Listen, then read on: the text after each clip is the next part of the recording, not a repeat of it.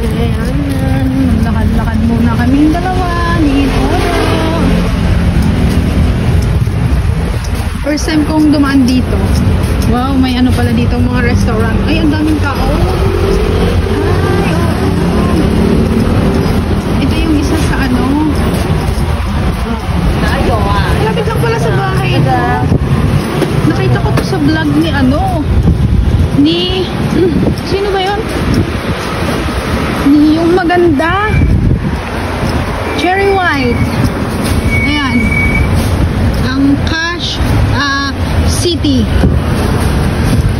Ay, ang ganda. Maganda pala dito, Todo. First time namin pumunta dito at dumaan. Kung paano pagbalik, yun ang di ko alam. Bahala na si Batman. Wala lang, sumuot-suot lang naman kami kung saan-saan ni Todo. And dito kami napunta, ang ganda. Come here, baby. May ganito pala dito, maliit lang na plaza na malapit dun sa shabu-shabu. Hoy, Todo, come here. Ayan, ayaw niya na umalis. Ayan, sobrang ganda ng Taiwan, di ba? Napakatahimik at hindi masyadong matraffic.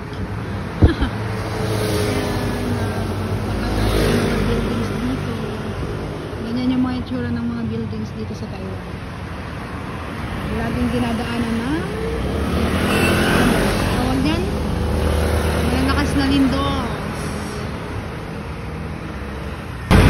Ayan, makikita nyo yung mga tindahan dito sa Taiwan, and kahit sa kanto meron ding mga mga machine, katulad yan, jet wash, kasi yung mga nagpa-factory, yung mga ibang tao na sobrang busy na hindi kayang maglaba, sinasalang na lang nila dyan, and ilang minuto lang tuyo na yung damit, tutupiin na lang nila sa bahay. So kaya napaka-convenient dito sa Taiwan.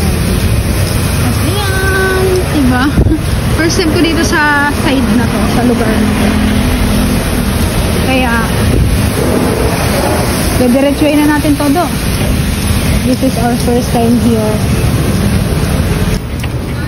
Ayan, tingnan nyo naman kung paano katahimik ng Taiwan.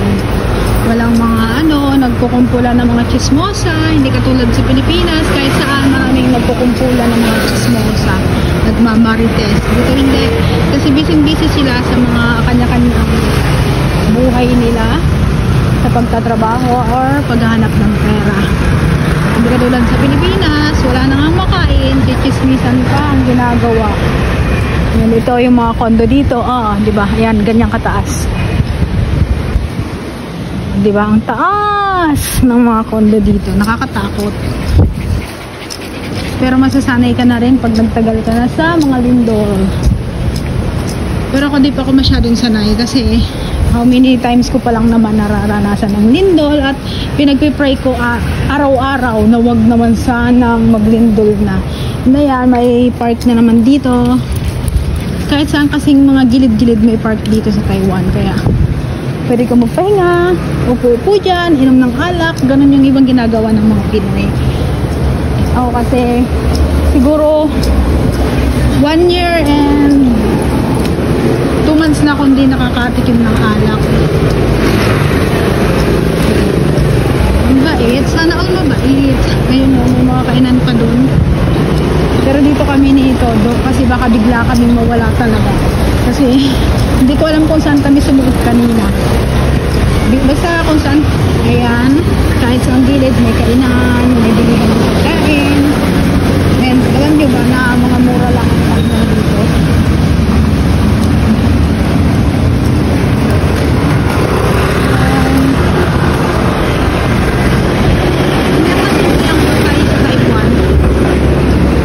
Nasa na tayo Todo? First time ito itong makita mga to. Pag hindi namin nakuha yung way dito, babalik kami kung saan kami nang galing.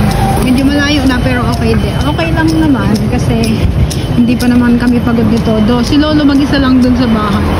Ayan, may Cosmed dito. And ito mga restaurant.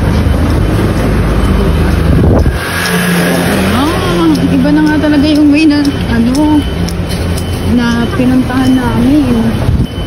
Bahala na si Batman kung saan kami makarating.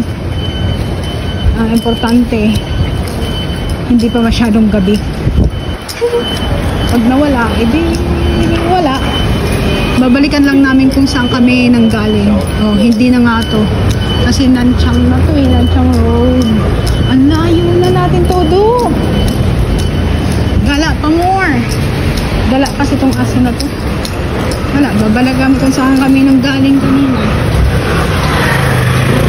Dito ayan, may mga pinipilahan talaga ang mga bilihan ng foods. Diba? Ibig sabihin masarap yan. Ayan, ay mga ganito pala dito. Diba? Nandito kami sa market ni Todo. Ayan, mga pinipilahan na kainan, ng mga pagkain. Ibig sabihin masasarap yan. At may mangga na.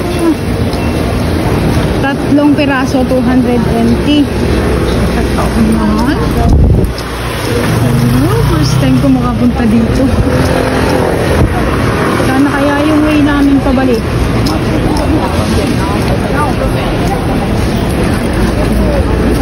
Train lang namin kung Todo papunta doon. Nagpapatuloy talaga itong aso na to. Ayaw niyang umalis. Ayan o. Kahit saang sulok, kahit saang street, talagang makakakita ka ng mga kainan or bilihan na kung ano-ano dito sa Taiwan. Ito, diba? Nakakapunta kami dito ni Todo kahit nakapambahay lang. Mga maliliit na mall or bilihan. Ayun, may PX Mart. Kaso, wala akong mapaglagyan kay Todo. Saan ko sa ilalagay? Ayun, PX Mart. Kaso wala akong malagyan kay Todo. Hindi ko alam kung anong building to, pero sobrang taas. Ayan o. Love, paper, and our earth. Ayan o, taas. Diba? Ang ganda ng Taiwan. Ano pang inaantay nyo? Punta na kayo dito. Mag-apply na rin ito. Mura ang dito. Cost of living sa Taiwan. Sa halagang 40 makakakain ka na. 40 NT or nasa 70 pesos.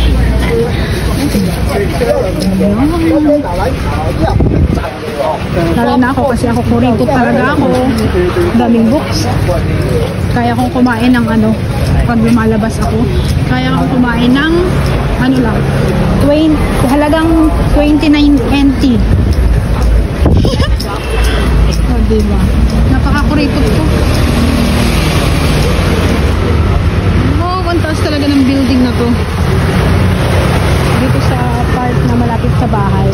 And ayan, ang hilig din nila magtanim. Pero nasira siya kasi nga, diba, binaha. And medyo malakas naman yung bagyo dito. So, ayun, alam ko na kung nasaan na kami nito. Doon, nakalabas na kami doon. Dito kami sa, ayan, alam ko na. Watson. Yun lang pala yun eh. Alam ko na pala eh. Nasa Heping na kami street. Section pala. Oh. Tapos pag nakita ko na yung Watson, alam ko na at yun yung mga foot massage. Ayan. Ito yung pinaka-sentro. Diyan ako sumasakay ng doon banda ako sumasakay ng train galing sa bahay kapag ako ay nag-date or lumalabas. Ito yung Watson. Diyan ako bumibili ng mga anik-anik. Kaso hindi ko pa nga na-try doon dumaan sa kabilang side. Kaya medyo naguluhan ang lola nyo na dito. Ayan, may mga bilihan ng mga ulam lang. Magaganda. Ano yun? Vietnamese or Thailander. Magaganda talaga kasi sila.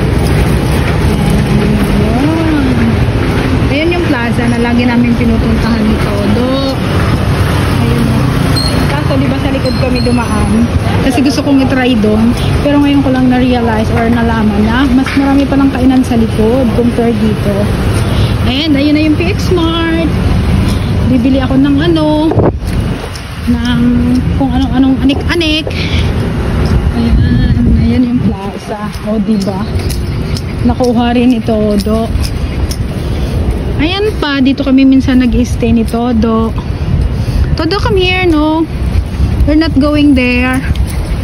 And, ayan, may mga matataas na building pa rin doon. Ayoko dyan iniiwan si Todo kasi medyo malayo na. Ayun yung PX Mart. So, doon ka na lang siya tinatali sa may labas nun. Kasi baka mas wala siya. Naku po, patay talaga ako kay Bossing pag nawala to. Mahal na mahal ni Bossing tong aso na to. Ano yan, may mga foods. Diba, napakaraming kainan. Hindi ka magugutom dito. Napakaganda ng Taiwan. Food is life.